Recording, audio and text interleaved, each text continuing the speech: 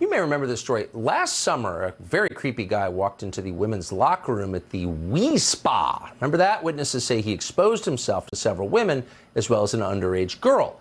One brave woman confronted the staff at Wee Spa for allowing this. It's okay for a man to go into the women's section, show his penis around the other women, young little girls underage. Your spa, Wee Spa, condone that. Is that what you're saying? Like I asked. It's so he can stay there. He can stay there. What sexual orientation? I see a. It lets me know he's a man. He's a man. He is a man. He is not no female. We wish we knew who that lady was, because she's a hero. Because she was noting the obvious. This is a crime. This is a sex crime. So, of course, the rest of the media decided it must be a hoax. But it was not a hoax.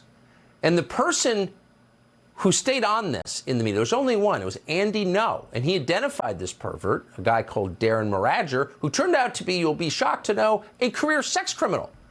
Marager then went on the run for 15 months. He's just been arrested and charged with several felony accounts, including, wait for it, indecent exposure. So as we said, Andy Ngo is the journalist who reported this in the first place. He's editor-at-large of the Post-Millennial. He's author of the New York Times bestseller Unmasked: Inside Antifa's Radical Plan to Destroy Democracy, and he joins us tonight. Andy, thanks so much for coming on. I mean, this is a horrible, sad story. I should not be chuckling at it, but your vindication is so complete that I just can't control myself. What's your response to learning that everything you said was true?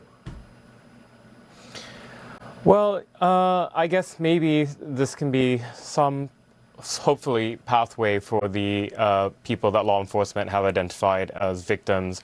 There are 2 open felony cases against this trans-identifying suspect. They do include women as well as underage girls, involving 2 separate changing room, locker room incidents in Los Angeles County. The arrest happened last week on the 13th of December.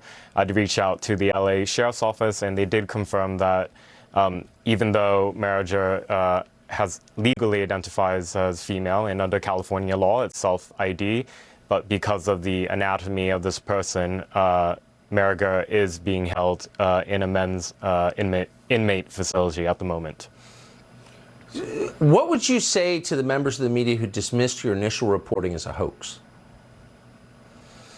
Well, I would say that you all are so driven by narrative that it blinds you to your own biases, and you often make very big mistakes. And you owe an apology to the women and girls and women's rights activists who spoke out at that time. Many of them, by the way, were subjected to violence because Antifa organized violent direct actions to assault people outside the Wee Spa.